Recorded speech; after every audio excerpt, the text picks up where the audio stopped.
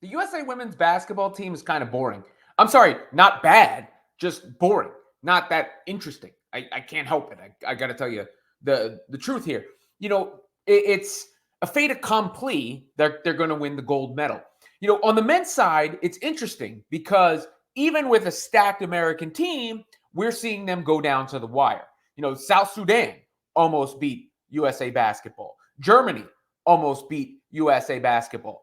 Germany won the gold in the FIBA World Cup last summer. Of course, on the men's side of things, they notably lost in 2004, bronze medal in 2004.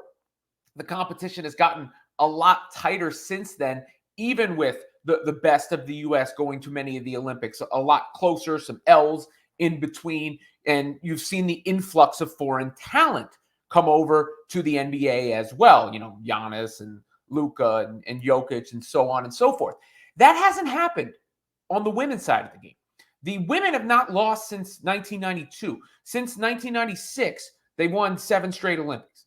Their, only losses have come to the WNBA All-Stars.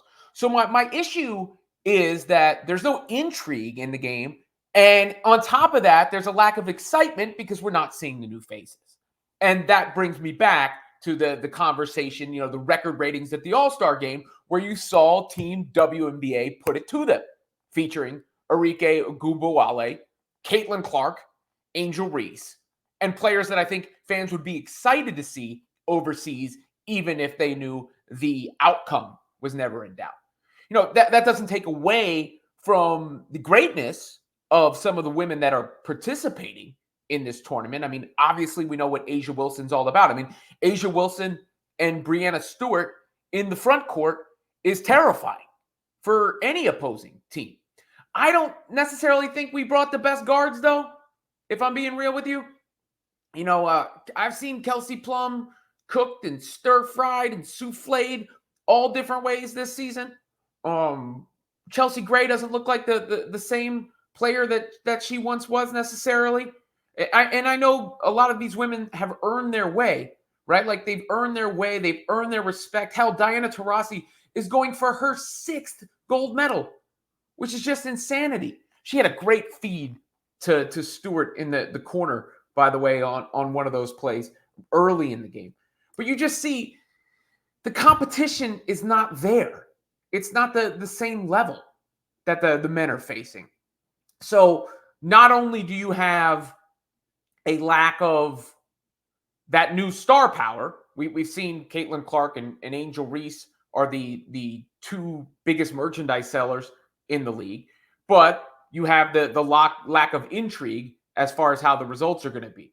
Good get-ahead pass there. Taurasi with a beautiful dime over to Stewart, who knocks it down from the corner. And these other teams are just overmatched. Or at least they should be on paper, just overmatched. So that's my biggest issue with this Olympic squad. I don't like crying about it. Caitlin Clark needs the break, whatever. But the amount of excitement she would provide in leading the break would be a whole different animal. Arike obviously had something to prove with what she had called the politics of how they choose the team. Angel Reese was actually there. She was in attendance. I think she was sitting next to Kevin Durant and Steph Curry at the game, chilling. Yeah, here she is, sitting next to KD and Chef. You got Angel right there. So she's showing her support, which is cool to see. And look, I mean, we root for the American team in the Olympics. That's the way it goes. It just, and the dominance, I guess maybe it's because I'm so consumed by the men's side of things too. But like the dominance was a sense of pride at one point, right? Like it was the dream team. People still harken back to the dream team. The dream team. But look at what that dream team meant as a cultural symbol to change things. And they had Michael Jordan there, that face. That's missing on this team because that would be Caitlin Clark if we're talking about fame and star power and notoriety. But even since that dream team, when that was the dominance, I recall watching when Puerto Rico beat the U.S. in 2004. And then you needed the Redeem Team in 2008. That was led by Kobe Bryant in the gold medal game against Spain, which still went down to the wire, even with the so-called Redeem Team. And then the 2012 team was stacked, but the last Olympic team lost a couple of games. I forget the exact results. Some of them were in the exhibition, obviously. But in the broader sense of things, even with this superhero Avenger-style squad that the men are sending over there, you still need LeBron James to carry the load down the stretch in order for them to win, in order for them to close it out. So that has intrigue now. You know, it has the star power. You got LeBron and Curry. And it has the intrigue because they could lose in those games. So that's like a double.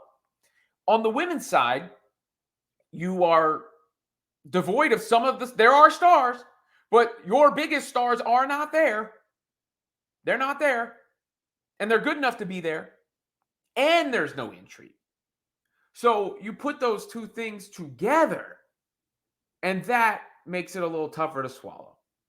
It makes it tougher to get excited about. They're going to win the gold. They should win the gold. They should be proud to win the gold. Anybody who wins the gold, you know, they should be proud. It's still a really good team. Obviously, the women on that team are really good. Jewel Lloyd had a good game in that one. Like I said, the front court is absolutely stacked with Asia, with Nafisa, with, of course, Brianna Stewart.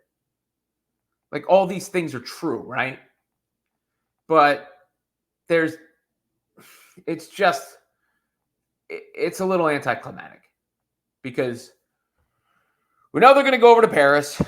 We know they're going to win gold, and we know they're not going to be challenged. But we just saw them lose to the WNBA All-Stars. Hell, they lost to the WNBA All-Stars in 2021 too, which I don't know, how much you make of an exhibition like that, but you can at least start to make the argument that the best roster is not being sent over there. Now, if the roster was even better, would they win by even more? Yeah. I mean, that's what happens when you increase the talent level. But at least in that instance, you would be upping the excitement.